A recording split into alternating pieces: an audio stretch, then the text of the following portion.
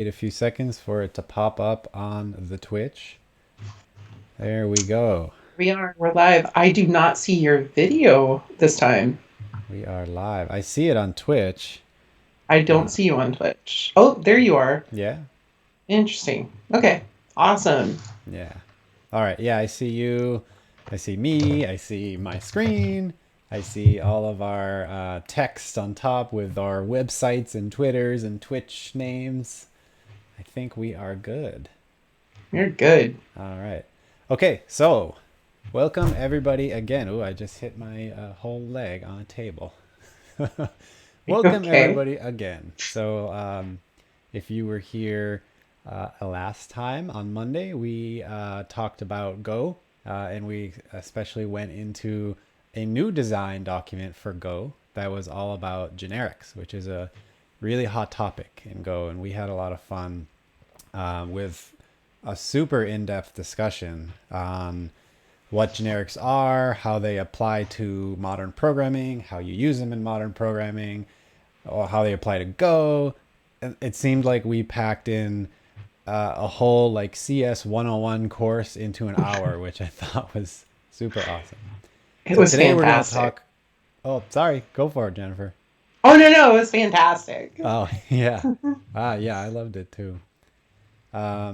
Yeah, so today we are going to talk most of the time about cloud native technologies and specifically about Dapper.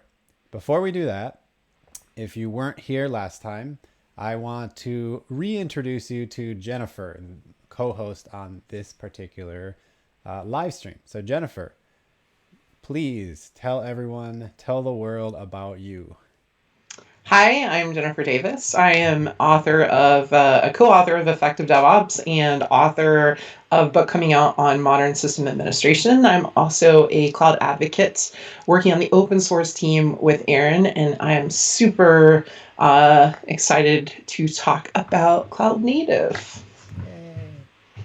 So, all right, before we go into cloud native and Dapper, both of us want to cover something that is extremely important to both of us and extremely important to the world. So, recently, there has been news that has surfaced that somebody has surfaced on Twitter about harassment that has been happening on Twitch and that has gone unaddressed by Twitch.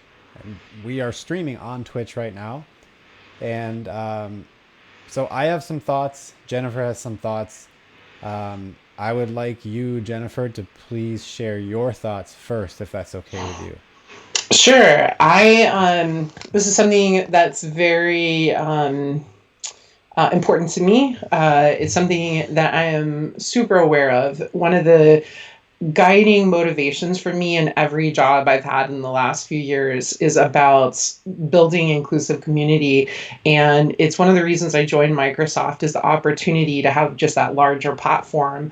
And so one of the parts of inclusion is making sure that we hear and acknowledge and repair issues that we find out when we discover harassment. It's really challenging when the platform itself doesn't allow it. So I just want to be really clear. This is a space for what I want to create is very welcoming, inclusive. Every Microsoft event has a code of conduct, and that applies to streams like this. So if you are aware of something that happens, please do let us know.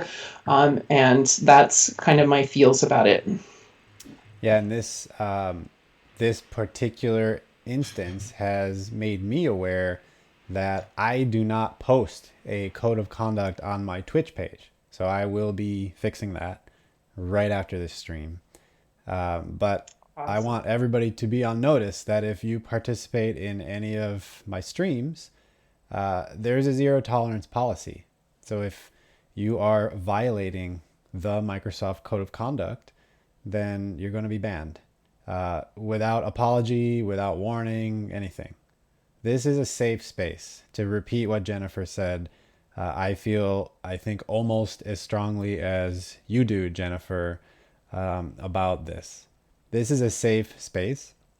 If you want to participate, participate constructively without tearing anybody else down, without doing anything harassing to anybody else. This is a constructive space as well, where we discover new technologies, we unpack complicated technological concepts, and where we most importantly have fun. We're learning here, and that's it. So I just want to make sure that everybody here is on that same page. Okay? There is zero tolerance for any kind of harassment. I really appreciate you saying that, Aaron. It's so awesome. Thank you. I appreciate you sharing your thoughts about this as well. So thank you so much for doing that. Okay. And sorry to everyone who's watching that I haven't posted a code of conduct on my Twitch page. That is a problem. That is a mistake that I'm going to be rectifying like right after this. It's sometimes easy like to make assumptions that everybody's just going to act and follow your values based on how you present yourself, and it's really hard sometimes to realize like implicit acceptance of social norms is not necessarily it isn't actually there. So like I totally understand it's something that happens all the time, where people just assume like be good, do good, and it'll just work out. So Yeah. Yeah. And it works out until it doesn't. And um, when it doesn't, it's it's painful for everybody who's trying to do good in this channel and elsewhere. It's painful for everyone who wants to participate for real. And it's painful for me. I've been in situations before where I've been in a community that didn't yet have such a code of conduct. And it's painful when all of a sudden, essentially, the project or the group has to, quote unquote, grow up and realize that, hey, we do need a code of conduct. We do need to be aware of and deal with bad actors that come in and essentially ruin everything and make someone or a group of people, frankly, just feel awful. it's sort of tangential, but Shannon McGuire, one of my favorite authors, like she's written so many awesome things. She posted something today about blocking someone and a lot of stuff that came up around that. And she's talked about some of the reasons why. And she said, we talk a lot about like we should give people second chances and like the opportunities, like we're losing such brilliant minds, right? And she said something that was really interesting to me and really got to the heart of it. So, like, I just turned 44, and I remember Happy when I birthday. started. Happy Thank belated you. birthday. When I started in the industry, I didn't see very many women that were older than me, and I just thought, oh, I'm just forging new paths. But what I've realized is that you're just honed to like it's against this hard surface and people just leave. And so what Shauna McGuire was talking about is like how at the age of 15 she was really passionate about some stuff. And it's interesting because she actually went into computers, and it took a while for her to go back into writing, and become successful. She's very successful now, but she talked about how at 15 she was sexually harassed, and that she was actually groped, and she talked about this long progress over time of like all these opportunities and how she was shut out and what that meant for her and like how many other people like her were shut out. And so like to me, when we don't address these issues, how many people are we like ending up shutting out so that they aren't there? And I look Mm-hmm. around at our industry. So, like, a lot of the stuff that's being talked about is specifically around the gaming industry, but this is something that is in our industry as well. Just so I am super passionate about it, about fixing it. Well, I'm glad you are because I recognize that I am in a position of immense privilege, and these kinds of things are I will probably never directly experience them. So I do as much as I can. I have, for example, these sessions we both do. on Mondays and Wednesdays. And this is one of the places that I can essentially say this is the space. This is the space that we have, and this is what I can control. But I kind of don't know. I don't have the lived experience of it. So I really appreciate, in this case, I really appreciate being able to work with you, Jennifer, because you can shed more light on it for me and tell me, am I doing something crappy? Am I handling situation X right or wrong? And so on. I totally appreciate that you were so open to talking about this and starting it out this way. So thank you so much. And you were awesome. So Likewise, thank you. you are too.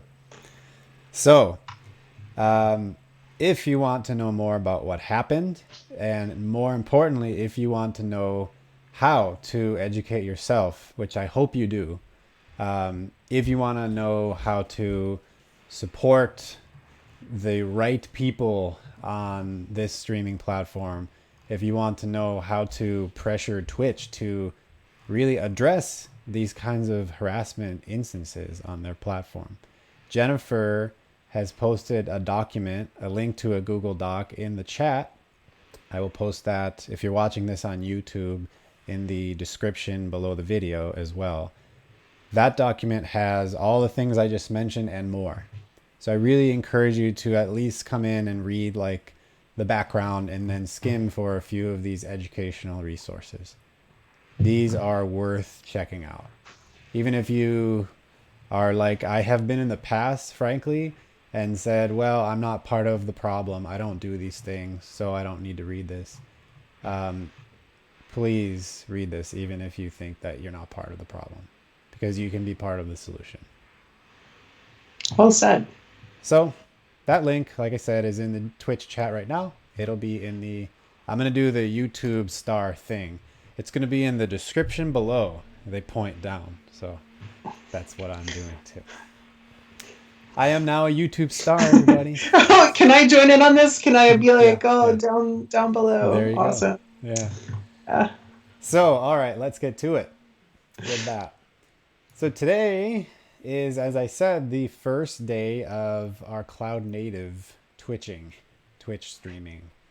And today we're going to talk about a project that I have been working with for a couple months now. Yeah, a couple months now, I think. And that is called Dapper. So if you want to learn about Dapper for yourself, first thing is the site. So that's dapr.io. So the first thing that I thought of when I started looking at Dapper was there are a few other projects called Dapper that are spelled like this or spelled slightly differently. There's one in the .NET ecosystem. There's a Google paper about distributed tracing that is called Dapper. I think there's some other things out there called Dapper too. So make sure that you remember this spelling. That's the first thing and the easiest thing, I think. But I think the more important thing is, what does this thing do? And what is this thing for?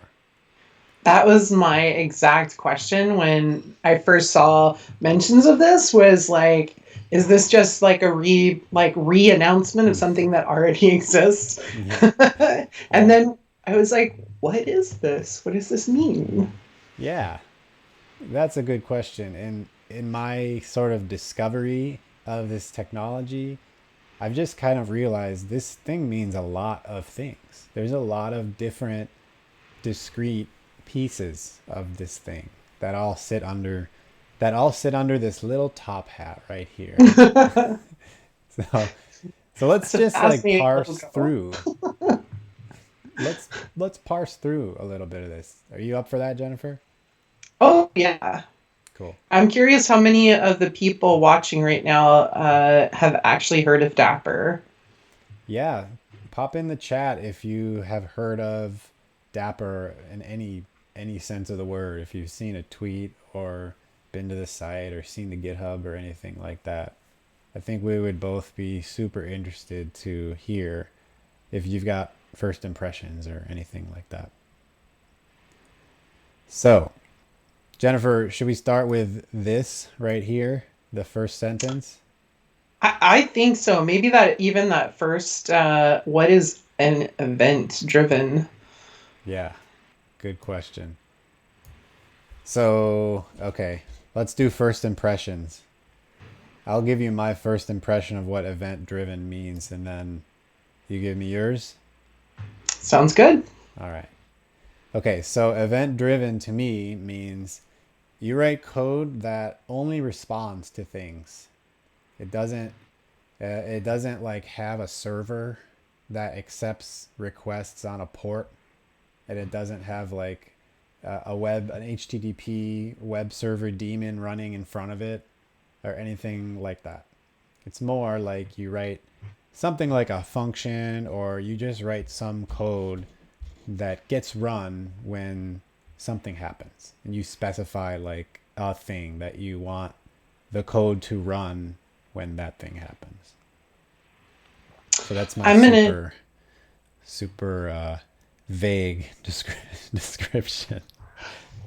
I think it's actually really good, and it kind of narrows down to kind of what I think about it. So when I think of events, I think so. I'm going to narrow it even to just event. So events are if we think about what is happening in our systems. So something happens, code is executed, maybe a time occurs, and something happens.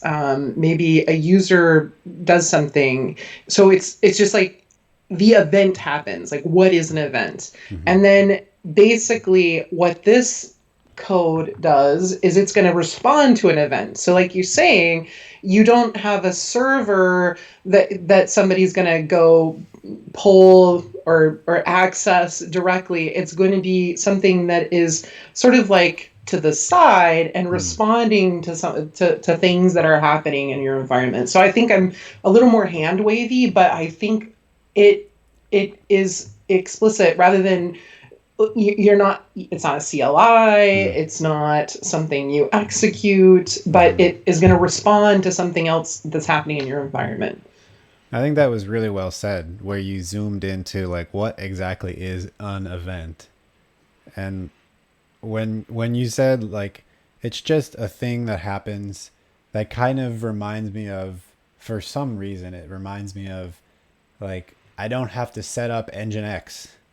Like to me, someone, it's probably like you too, someone who's set up Nginx a lot of the times on the team, I get stuck with that. It just resonates with me that, hey, either I'm reacting to maybe not an HTTP request, maybe like a pub sub or something like that, or an IoT event or something along those lines. But also, like if I do decide, hey, I want this code to react to, this path on some HTTP service, that I just plug that into like a dashboard on a cloud service or something. I don't have to go through that effort to literally hook up an HTTP server on a VM somewhere, somehow make that thing hook up to my code and then make the code compatible and hand wavy stuff. It's kind of just like, okay, I can click a button and all of a sudden my code works for the HTTP service. So yeah, I thought yours was very well said, or better said than mine, if I may. Distill them together and then Sure. it will be awesome. Yeah, pour them into the same cup and it'll just work itself out. Okay, so we've got what we kind of see as the event driven part, but we move on here and it says portable runtime for building microservices on cloud and edge. So what do we So mean by portable? yeah, that's what I was going to say too. Portable. So I notice actually it's got portable, and then at the very end, we have cloud and edge. So just going off this sentence, at least to me, it seems like we're talking about Dapper is a thing that can enable us to write code that runs the same on the cloud and edge, like maybe IoT devices or something. I am kind of curious what the edge is, because like when I think of edge, I think of um specific, like it's not necessarily not the cloud. Hmm. It's maybe like areas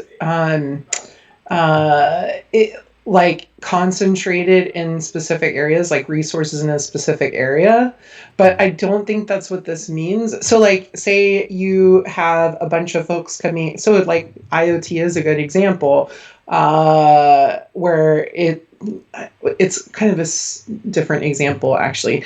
But I don't know. Like, is portable tied to the cloud and edge, or is portable more languages and like underlying architectures? So like Hmm. you could do it in multiple places and it will run in different places. Ooh, that's a good point. Yeah. Let's see if we can discover what portable really means. Because we've got runtime. Like it says portable runtime. So you just mentioned like it could be different programming languages or different like architectures or something. And runtime kind of to me it implies that, this thing can plug into different languages, like you just said. I'm kind of curious.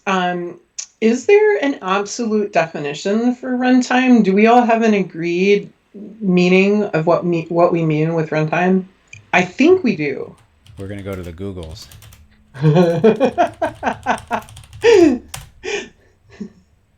We got Stack Overflow. Should I dive in? Sure. Okay, let's do it. Software Actually, infrastructure. Wikipedia probably is a good one there. All right, good point. Mm-mm-mm-mm. Runtime environment implements portions of an execution model. Ooh, this is super low level. Programming languages have some form of runtime that provides an environment. Here we go. This one looks like it could apply. An environment in which programs run. So it's kind of like like that environment that includes everything that's happening in on the system when it's running, not Mm-hmm. compiling.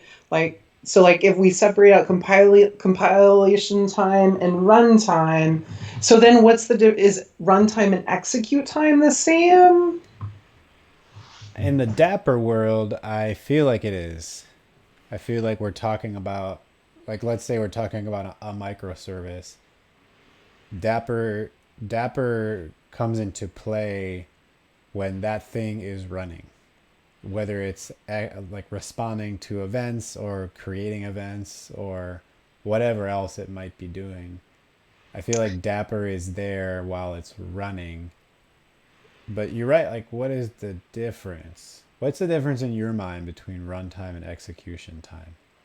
I feel like it's one of these things that I'm not entirely sure why we like. I feel like I'm missing something important about why we explicitly talk about runtime Hmm. rather than like, yeah, the system is running. So are we just trying to talk about the software and the infrastructure that like the compute infrastructure underneath that's supporting it? Hmm. I feel like we're talking about connecting, like we're saying environment here, or Wikipedia is. I Hmm. feel like we're talking about providing an environment for whatever code that makes it easier for your code to hook up to the event system and the other stuff in your distributed system that would otherwise be hard and you'd have to do a bunch of work. That's that's I think you're I think that's part of right when you're talking about the event specific part Hmm. because all the different systems that could be out there and the different ways that they generate events. Mm-hmm. So that's also like you want portable between different systems, Yeah. right? Yeah. Well, I bet if we scroll down, maybe we can. Yeah, let's look more. So, all right, what happens when you click on this? Ooh, it goes to docs. This looks intense. Let's go back. I feel like we You're like, need, retreat, retreat. yeah, we're not there yet. We're not on We're giving GitHub yet. it. So this looks like a more gentle step for us. So we've got easy event. Here's that word again: event-driven, stateful microservices development. Okay. Oh, now we're talking about building Uh blocks. huh. I feel like that is missing in that one liner. Yeah. We've got this. This is what you were saying. Any programming language on any cloud. So so you were saying it could be kind of any programming language. I was saying maybe it's portable across cloud and edge. This is saying maybe both. Yeah, and then it also plugs into that whole like the different ways that events are created. Hmm. So yeah, that's very cool. Yeah. So yeah, we've got our event driven over here, stateful. I guess that implies there's like a database of some kind somewhere. And then we've got our microservices, the hottest topic of the times, microservices. So this is good at letting you build them, I guess. Then open API, open source. So here's that word again, portability.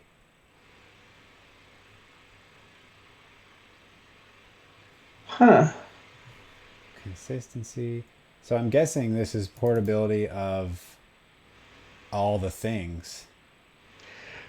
Well, when it talks about API, so we're talking about the interface being open. And mean like it seems like here we're talking about communicating with Dapper. Mm-hmm. Then the no limits is Dapper working with other things. So portability, so you can use it with like, you can use it with your different applications and services. And also maybe that's why it's consistency as well. Mm. Because if you can do the same thing, like if you want to implement a particular aspect of or requirement for a microservice and it's consistent and portable across your different applications, that seems kind of useful. Mm-hmm. Yeah. Then you can take your same code and deploy it next to Dapper wherever, I guess. And maybe this hooks up to the stateful part too, because you could swap out, I think you just mentioned this, swapping out databases while still using the same API. Mm. Sounds handy. So, oh, this one, we know what this means. Open source, vendor neutral. That's cool. I'm super curious about these building blocks. Yeah. Let's I see like what. building blocks. Me too. Let's see what we got here. This is like a code sample. Let's hold off on the code sample for now. Oh, but there's more definition here Oh, right because here? we have portable event driven runtime. Oh, now we've added resilience, Oh, yeah, you're right. microserv- microservice stateless and stateful applications. So we can do both. Okay. Okay. Okay, so it's kind of encompassing the top one liner and the little building blocks that we saw. Yeah. Yeah, because we added the stateless, stateful thing, diversity of languages, cloud and edge. Yeah. Okay. Do we dare click the play button? I think so. Okay, here we go. So I guess we Okay, have a we got a Node Node app. app. Yeah. Pause, pause. Okay. Let's try and parse this. So some imports. It looks like we've got an Express app. Handler to get invoked by I Dapper. see hello and a hello from Kafka. Okay. So we're doing something with Kafka here, but we don't have a Kafka SDK or anything. So I And we're listening on guess, port 3000. yeah. So I guess Dapper is going to take care of doing Kafka things for us, maybe. So we've got, we're about a quarter of the way through this video. click and play. We're going for it. Calling Dapper init. Okay. Oh, we're going to hyperspace. Woohoo! Ooh. Okay. So they initted it. It jumped to hyperspace, downloaded some stuff, set up some components, and now it's running. We got 2 check marks. That looks good. We got 2 green checks. Okay. We're on a roll. They cleared out the screen. Okay. YAML. What's the first thing you think of when you see YAML? Oh no. uh, So what we, is your first thought when you see YAML? ooh, you know what it is. Kubernetes. So this looks like Kubernetes. That maybe that's kind of part of the portability aspect of Dapper. Because Kubernetes is super portable also. It's all across tons of different clouds. So maybe that's kind of part of that portability story, perhaps. I don't know. I've seen YAML in way too many things. Fair enough, yeah. YAML is everywhere. It's true. It's like it's just the bash of our modern times. It just runs everywhere. At least it's not JSON. There, fair enough, yeah. So I'm gonna skip over API version, kind, metadata. This bindings.kafka is the one that looks interesting to me because we had code that looked like it was dealing with Kafka as well. So maybe this means we're binding something. Maybe we're binding the code to Kafka. What do you think? So I haven't done Kafka. I have messed with PubSub software. And this definitely doesn't look like a Kafka configuration to me, as in like configuring Kafka, but because I mean, right, this is a Dapper configuration, we're assuming. But yeah, like I gotta say that API version thing definitely looks really fascinating to me. But I'm with you here. We got that hello with the metadata and its bindings. Brokers is totally a pub sub thing, and then we've got topics, and it looks like we've got a sample, a topic name sample, and then who's consuming the topics. So Okay. it does look like we're configuring something to connect to the Kafka Yeah. and using some kind of bindings. Maybe that's one of these building blocks. Bindings. Yeah. Okay. Let's remember bindings. And let's go our last, what is this? We're about 2/3 done. So here we go. Now we're going to go to our version of hyperspace.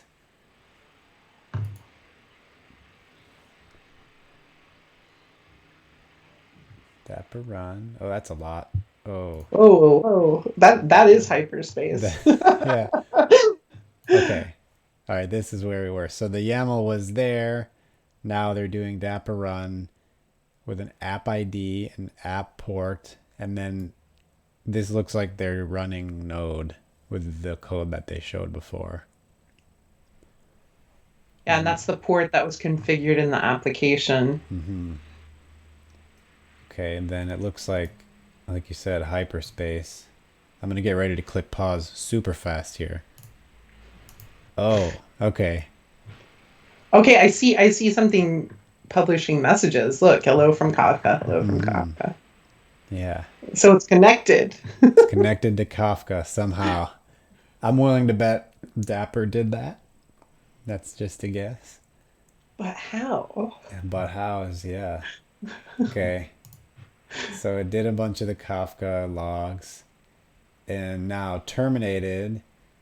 I guess they probably pressed It's Control C. C. Yeah. Yeah. So exited Dapper successfully, exited app successfully. Now the ASCII cinema is over. So I wish I could scroll up on the in here. I can see you trying. Yeah. Come on, come on. It's right there. So that binding word, you're I think you're onto something with that binding word. Cause okay, so in one sentence, let me say what one sentence binding means to me, and then tell me if you agree or disagree. So to me, binding in programming means you take some system and you hook it up with another system, but they don't necessarily need to know how to interact or talk with each other. So that's my spiel. What do you think? I would agree. I think of bindings being something that I can separate out from my code and leverage from whatever library that I'm using to handle things like SQL connections or PubSub type things. But a key thing is, which is why when I saw it, I was like, oh, it's like, is this separation so that I don't have to manage like the setup of a SQL connection and then binding to it and then breaking down at the end. Yeah, it looks like it did. What It looks like it did. Dapper shutting down, stopping command issue, something, something, something. So it did some kind of breaking down, I guess. I definitely didn't see anything in the code of like pollution of like configuration. Yeah. Let's go back to the code. Looked like almost like just a regular Express HTTP server. Yeah. Pretty much just nothing but an Express server, right? Yeah, I don't. Yeah, Interesting. Okay. So we had event driven here. So let's say we're right. And let's say that Dapper is doing some Kafka setup and teardown magic behind the scenes. And this is what gets run when some Kafka events come in. So this kind of looks event driven E to me. Because we're really just saying, okay, what should happen when whatever thing comes in from Dapper? And then what should happen is we log something. We log in a message. We log what came in right here, and then we just say, okay, we're good. We log out a 200. And to me, that's kind of awesome. It's kind of awesome to me just because I'm wondering if part of this portability part means, okay, I could also run this code to work on like a cloud pub sub system or whatever else. Who knows? A signal that comes in from a microcontroller or whatever else it might be. I kind of want to see more. All right. Da, da, da. Is it I know this is like a big ask. Is it possible for you to run? Do you have like a little simple thing? I think I do. So Dapper has a, yeah, right here. If we click get started, we go Oh down no. here. Oh, okay, here we go. Here's the hello So world. yeah, so we're jumping in now. We're in GitHub and we're jumping in even further to this hello world. So there's a lot here, but I think it's worth it because we've got JavaScript and Python here. So let's see what this thing is doing. This I was like, oh, I need a picture. I Yeah, want to right? understand what's going on here. For I sure. want to like, I don't know. So in this example, we've got so the customer is going to are they hitting the application? So And then it looks like our code, right? The node code, which is now our code. It's only going back and forth to Dapper. There's no arrows like this stuff from the user is going to Dapper, and then the Dapper is going out to databases. So that, to me, that sounds right because we've got that. Well, we had some language. We had event driven and we had portable. So like event driven might be the Dapper runtime will execute our node code the right way if the right thing comes in from the user.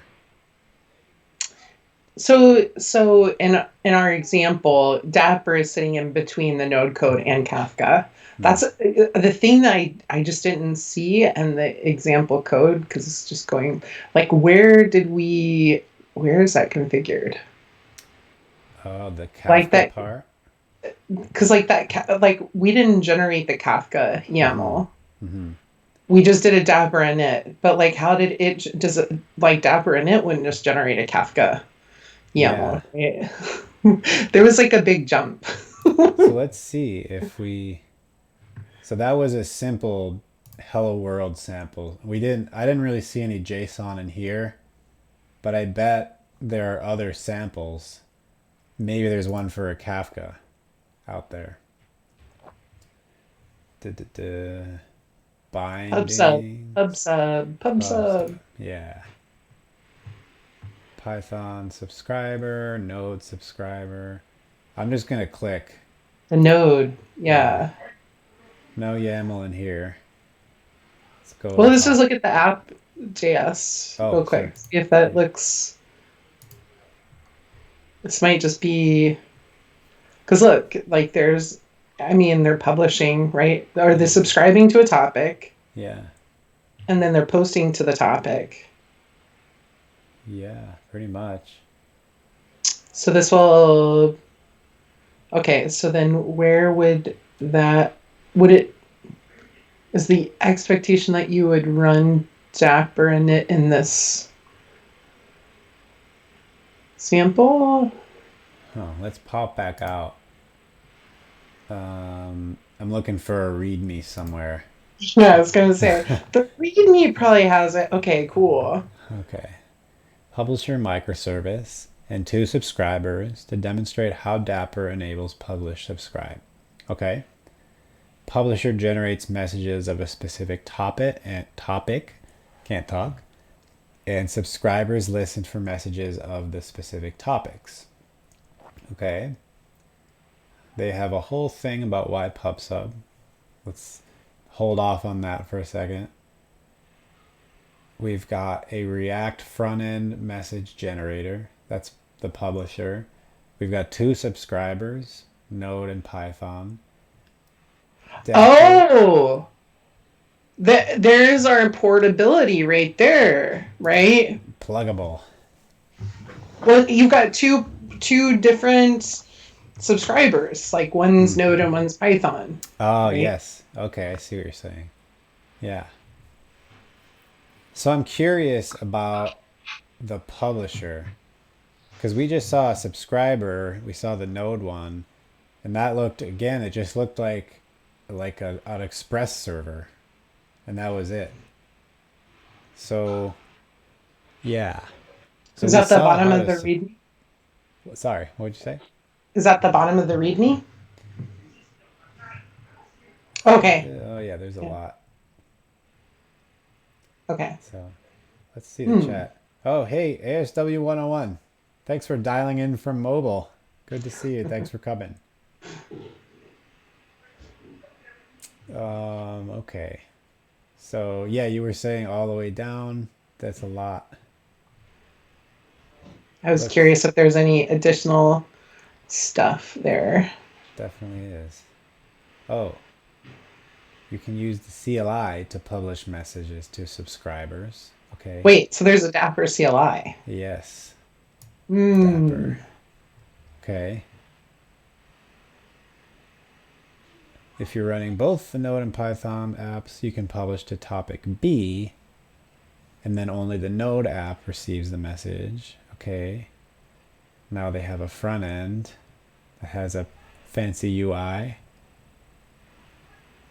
Oh, now we're getting into Kubernetes. Oh. Oh, Oh, Oh, we are in the deep end. whoa. Then we got the This is Python code. intense. This Oh is boy. intense.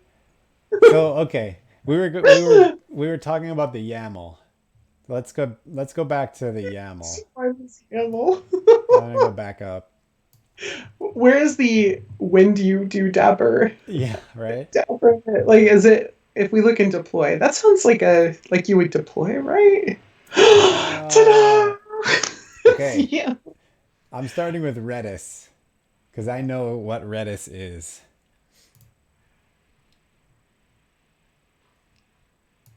Pubsub.redis. Oh, So we had pubsub.kafka in that did we have demo. bindings at Kafka? Oh, we had bindings.kafka. You're right. But Oh, I so we have another. I noticed I'm gonna open a new tab with samples. Oh, this is amazing. I noticed bindings is Oh, the fifth one. I was thinking Kafka PubSub, but you were totally right. I mean, maybe it's both. Maybe Kafka can also do PubSub. But Maybe I'm it's that. let's check out bindings and see. This is magical. Yeah, right. Input binding and output binding will bind to Kafka. Okay. We've got that language thing, like you mentioned, the portability aspect. Oh, there's a myriad of components that Dapper can bind to. Hmm. So does this mean this bindings building block allows you to do multiple bindings? That's my guess. Yeah. Okay. Just, I'll come clean. I've done bindings before. So, so yes. Awesome. Awesome. But This I'm is going awesome. through it. I've never done Kafka bindings, so I'm going through it from a newbie perspective because I've done bindings, but I still don't really know how to do bindings. I've done bindings in Azure stuff with Oh, like no code fun times, which has been fun, which no code. is kind of fascinating. Okay, let's back up. No code. What? What is no code? No code is like you're not writing code, you're like moving around little things and you're just leveraging the bindings. So you input your configurations and you just layer things together. You go like I want to subscribe to this Twitter stream with this. So you can build a lot with like you're literally not writing any code. You're just Oh, taking these different components and building them together. wow. So that's kind of what I was thinking of. Like I totally didn't read when you were looking at the samples. So, Um, so would no code be like, I want, let's just say, take Kafka again. Would it be like, okay, I have a Kafka here. When a thing comes in from Kafka, I want this thing. I want it to go into like a spreadsheet or something like that. Or do I have it completely wrong? no, that could be an example. Like it's basically kind of like Aaron was saying, Azure function bindings. Like you can listen for events that happen. So somebody updates a spreadsheet or somebody updates a Twitter hashtag that you're listening to. So Hmm. like there's code. Somebody wrote code for you, and you're just gluing these pieces together. Um, Oh, and then like it's just running for you. okay. But you focus sort of on the business value you're building versus like digging into the code. So Yeah. in some ways, like Dapper is a little like adding some no code. Like you still have to do some code, but um, Hmm. Yeah. they're handling it for you. They're handling some of these bindings. Yeah, so ASW 101 says bindings bring things to mind like Azure Functions bindings.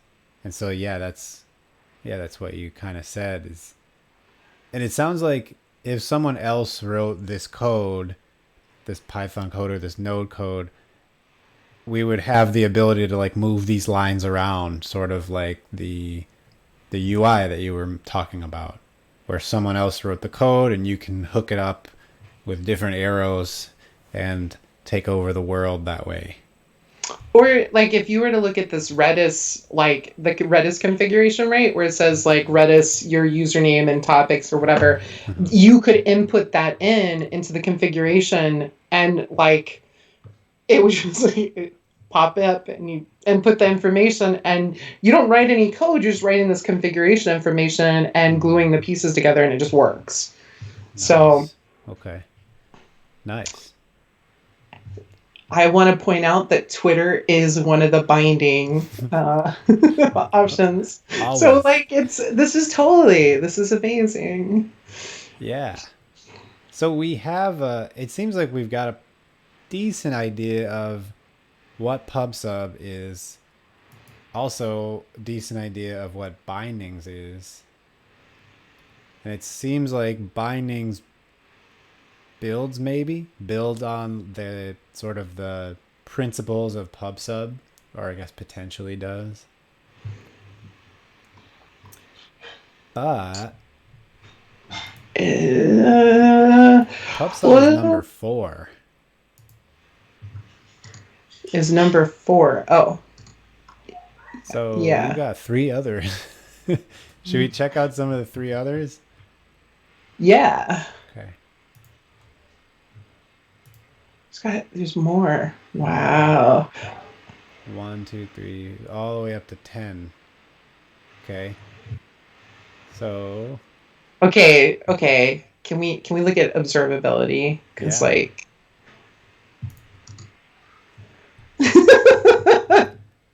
sorry. I like Aaron's comments. I may sprinkle some purposefully naive questions here. Yeah. ASW 101, we're ready. Sprinkle on. Ooh, okay, here we go. Observability. So what is observability? And Good that's question. They have a concepts link. So we're going to break out yet another tab. We're going to check see out, this is why we get so many tabs. yeah. I feel like we Oh need goodness. AI. We need AI to sort our tabs for us Oh goodness. and have a news feed. I want a news feed of tabs. That's what I want. I That's what I I want. feel like there's something that could be done better about this. Yeah. Cuz like sometimes it's like you know what? I need like a knowledge aggregator. So like every time like I get distracted, like and I'm pulled into another topic and I want to dig into it, like it could aggregate that knowledge and help me build out my graph. And so then I could visualize when something's way off here and I could go, oh, don't focus on that. Let's go back to Yes. this center bit. Yes. Um, this is fascinating. So Dapper has glue code to help me do observability, is what I'm understanding here. Yeah. Okay, so observability looks like it's for production. It helps you debug, operate, and monitor Dapper stuff, components, and user applications. And there's a bunch of subtopics, it looks like. And there's even more links. We can Oh go wow. 5 levels So deep. Zipkin application insights, that's pretty cool. Yeah. Oh, cool. Wow. So this is kind of like the holistic. I think of this as like monitoring. Hmm. I think this is monitoring and observability is like the state of whether a system is observable. It sounds like you can help make your code, your microservice, be observable Yeah. because you have all of these options. Oh, what is this thing here? Implementation status. Each of the observability's capability for the Oh, Dapper runtime. So metrics, tracing, and logs. They had that up above. Now they have runtime, operator, injector, placement, and sentry. I don't what are know. those? I was gonna So say the that runtime too. is what we've been talking about, right? So Uh-huh. tracing is the really critical thing, and being able to see what's going on in your system. Yeah. Metrics is like the things you know about your system that you intentionally go and measure, Yeah. and then logs are again like tracking events and how they happen. But tracing is like I want to actually watch the flow, and especially in a distributed system, it can be really complex. Yeah. Um, Now I'm really curious what operator. Let's go check out what tracing is all about. Let's see if it's in the previous tab and see if there's anything tracing like that we can see. Maybe This in the is in the code. sample.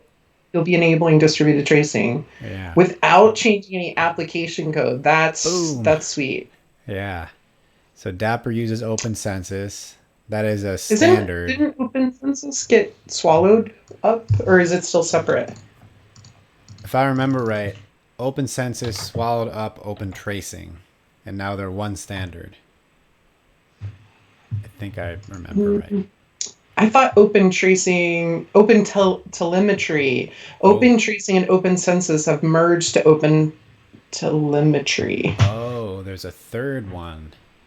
Yeah, that's the one. Like that's really cool. Yeah. Open Telemetry. I mean, the website alone. I mean, look at this. This is so cool. Yeah, this is this artwork. Uh, I can't remember her name. She's so fabulous. Liz uses a lot of her artwork in her presentations. She's amazing. Cool. So, okay. Hmm. OpenTelemetry provides a single set of APIs, libraries, agents, and collector services to capture distributed traces and metrics from your application. You can analyze them using Prometheus, Jaeger, and other observability tools. Okay. Distributed traces. Okay. So what do you think? I want to go back to the safety of sample number 8, but what do you think? Yes, do go back to the Okay. Okay. sample 8. So basically, a distributed trace is like you're connecting from, like you're pulling a trace from multiple systems and connecting events that might happen. So, Yeah. like, 101 is like, oh, I ran a web service and I could go look at my logs and see everything that happened. But these days, you can have so many different services. You need a way to connect like a single request where it all goes. So I'm super curious how Dapper accomplishes this. Let's check it out. You'll be using Zipkin. So I've checked out Zipkin before. It looked like a stack trace, but across all my microservices. Thought that was pretty cool. There's some fabulous people working on Zipkin. Nice. I think they're involved in the telemetry project as well. Cool. So here we go with another config file. How do we, so is this basically you would run a Dapper init and then you would customize it with your app name and um, what your configuration would be? I don't know because down here we're using kubectl to push it up to Kubernetes. You do it. Now you're in the command. Maybe it depends if you're using Dapper locally or you're doing Dapper stuff up in Kubernetes. Maybe it depends which one. Depending on which one you're using, you might use you might save the config differently. Just a guess.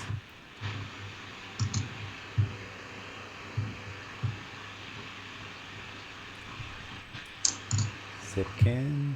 Okay. So we got some chat. ASW 101, it's quite a jump for many people going from rotating logs on a single VM to distributed tracing. I agree.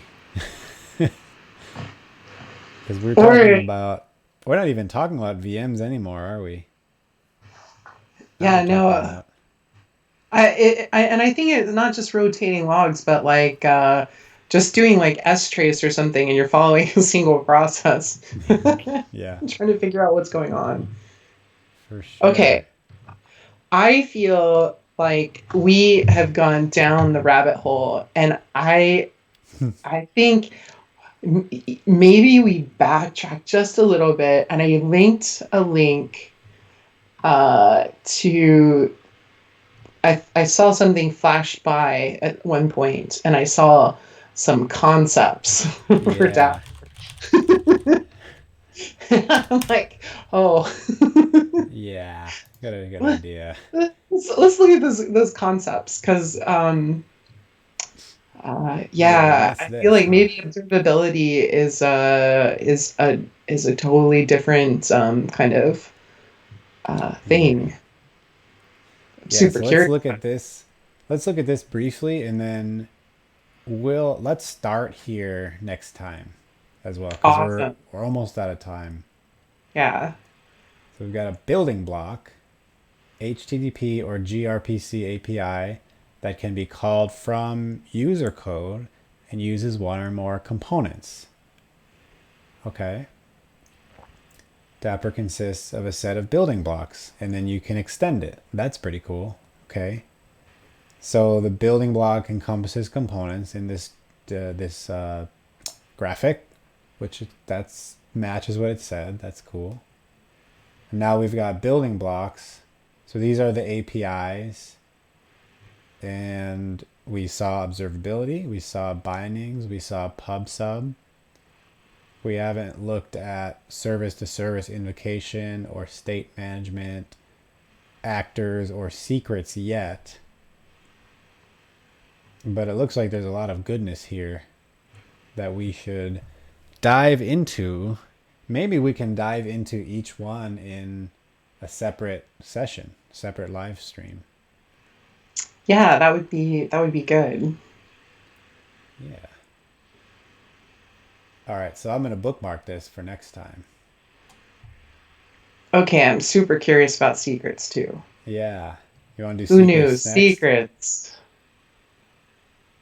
Let's do secrets next. Now we've got components. Okay. So we've got a ton of stuff to dive into. Let's just click on secrets for now. Oh, I meant for next time, but yeah, we can look at. Yeah. I Two. love not having secrets exposed. Yeah. Same here. Secrets API and secret stores. You set it up with a secret store, which is a place to securely store secret data. Okay. That application code uses the standard API to receive secrets. That's pretty cool. Now we've got three stores. I assume these are pluggable. Oh, and then there's a whole list of secret stores as well. Very cool.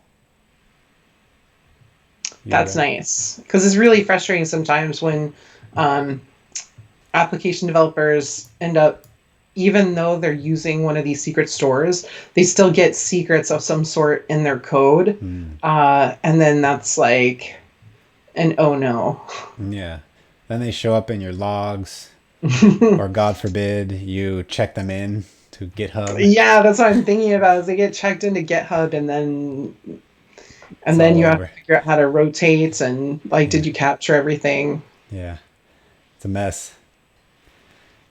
So I think let's call it there. So we've been on for over an hour exploring. I think we got to a pretty good place here. We're kind of we're kind of familiar now with like the way that Dapper has these APIs, and then it has the underlying components that the APIs expose. Now we know about PubSub and bindings and observability. Know that Dapper gives us those things. So let's process this. Let this marinate in our minds until next week. cool with you? Sounds good to me. All right. You can show some code next week. It'll be fun. Yes. We can tackle one of these. Let's get some code running Fun. next week. Yeah. Yeah. Okay.